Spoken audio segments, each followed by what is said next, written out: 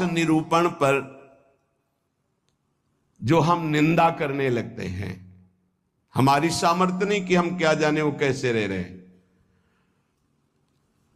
महाप्रभु चैतन्य देव एक दिन कीर्तन में बहुत उल्लसित होकर उन महापुरुष का नाम ले रहे थे, बार बार नाम उच्चारण कर रहे थे।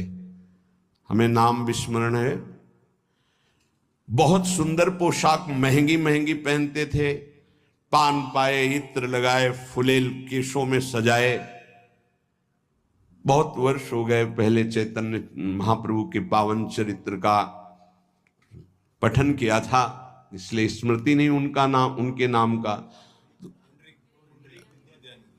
पुंडरीक विद्या, हाँ यही नाम था, पुंडरीक विद्या। तो गदाधर आदि जो भगवत महाप्रभु के पार्षद थे, उन्होंने सोचा कि जब महाप्रभु भाव में ऐसा उनका नाम उच्चारण कर रहे हैं तो कोई वीतराग बड़े परमहंस महापुरुष होंगे, चलो उनके दर्शन करने चलते हैं।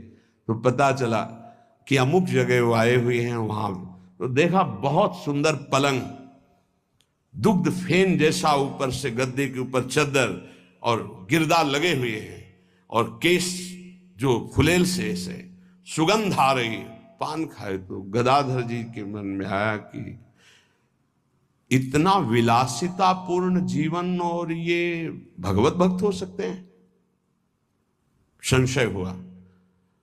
तो एक जो महाभागवत साथ गए थे, तो उन्होंने भगवान श्री कृष्ण की रूप माधुरी का भरा हुआ श्लोक गान किया। जे ही श्लोक सुना हुंकार मारी, और धूल धूसरी हा कृष्ण हा कृष्ण।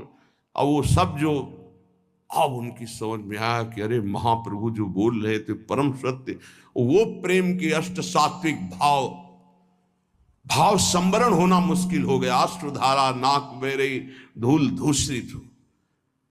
गदाधर जी ने चरण पकड़े और कहा मेरे से भारी अपराध बन गया। ऐसे महापुरुष के बाहरी स्वरूप को देखकर हमारे अंदर अश्रद्धा हुई थी, दोष दर्शन हुआ था, क्षमा चाहता। कैसे क्षमा हो? तो शिष्यत्व स्वीकार किया था, चरित्र में ऐसा पढ़ा था। किसी भी भक्त या महात्मा के वास निरूपण, वेश निरूपण की